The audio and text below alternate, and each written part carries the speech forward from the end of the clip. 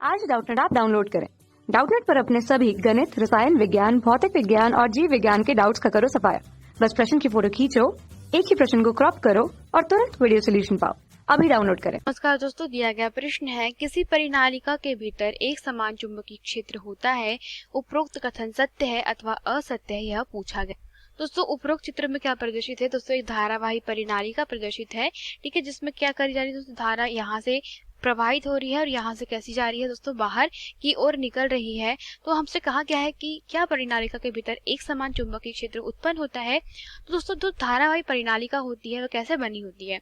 वह बनी होती है दोस्तों किसी नर्म लोहे के रोड पर, या हम लोग कह सकते हैं कि जब कोई विद्युत रोधी तांबे के तार होते हैं दोस्तों, उनको लपेट करके बनाई जाती है। ठीक है, तो अब क्या हो रहा है, जैसे ही इसके मध्य में दोस्तों हम बात करते हैं, क्या प्रवाहित करी जा रही है? इस पर धारा प्रवाहित करी जाएगी। ठीक है, तो अब धारा प्रवाहित करने के कारण क्या होता है दोस्तों? इसके आसपास चुंबकीय क्षेत्र होता है उत्पन्न। क्यों? क्योंकि दोस्तों अगर बात करते हैं हम लोग, आप एक चूड़ी की बात करें, मतलब आप सिर्फ एक चूड़ी की बात करते हैं इसमें, तो एक चूड़ी के कारण दोस्तों क्या होता है? एक चूड़ी के कारण हम लोग जानते हैं यहाँ चुंबकीय क्षेत्र उत्पन्न होता है। वह कैसा उत्पन्न होता है? वह दोस्तों कुछ इस प्रकार से उत्पन्न होता है। ठीक है, तो हम लोग अगर मान लें दोस्तों कि धारा की प्रवाह की दिशा कुछ इस प्रकार से है, तो यहाँ पे उत्पन्न चुंबकीय क्षेत्र कैसा हो जाएगा दोस्तों? यह हो जाएगा कुछ इस दिशा में, और यहाँ पर कैसा हो जाएगा दोस्तों? यह हो जाएगा कुछ इस दिशा में। तो इस प्रकार से क्या होता है? यहाँ पे चुंबकीय क्षेत्र उत्पन्न होता है।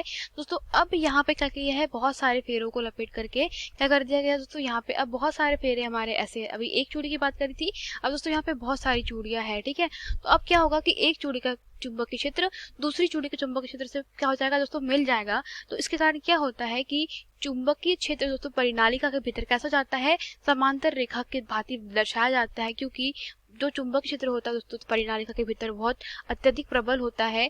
अतः दोस्तों हम लोग कहते हैं कि परिनालिका के भीतर जो चुंबकीय क्षेत्र होता है वह कैसा होता है? वह एक समान चुंबकीय क्षेत्र होता है। ठीक है, क्यों? क्योंकि दोस्तों आपको बताया कि एक चूड़ी के भीतर क्या होता है, अगर धारा बहेगी तो चुंबकीय क्षेत्र उत्पन्न होगा। तो एक चूड़ी का चुंबकीय क्षेत्र दूसरे चूड़ी के चुंबकीय क्षेत्र से, फिर तीसरे चूड़ी के चुंबकीय क्षेत्र से, इस प्रकार से सबका क्या होता है दोस्तों? चुंबकीय क्षेत्र आपस में बद्ध होकर के एक बड़ा चुंबकीय क्षेत्र बना लेता है। ठीक है, इस प्रकार दोस्तों परिनालिका में क्या होता है? चुंबकीय क्षेत्र उत्पन्न होता है। तो जैसे कि आप चित्र में देख सकते हैं, तो दोस्तों परिनालिका के भीतर आप चुंबकीय क्षेत्र की लाइनें देखिए, कितनी सारी लाइनें जा रही है, और ये लगभग कैसी होती है? एक दूसरे के समांतर होती है। तो दोस्तों इन एक समान समांतर चुंबकीय क्षेत्र की रेखाओं को क्या कहते हैं हम लोग? एक समान चुंबकीय क्षेत्र कहा जाता है। अतः परिनालिका के भीतर कैसी होती है दोस्तों? एक समान चुंबकीय क्षेत्र होता है। यह कथन कैसा है? सत्य है। धन्यवाद। कक्षा 6 से 12वीं से लेकर नीट, IIT, JEE वो एडवांस के लेवल तक 1 करोड़ से ज्यादा छात्रों का भरोसा। आज ही डाउनलोड करें डाउटनेट ऐप या व्हाट्सएप करें अपने सारे डाउट्स 8400 400 400 पर।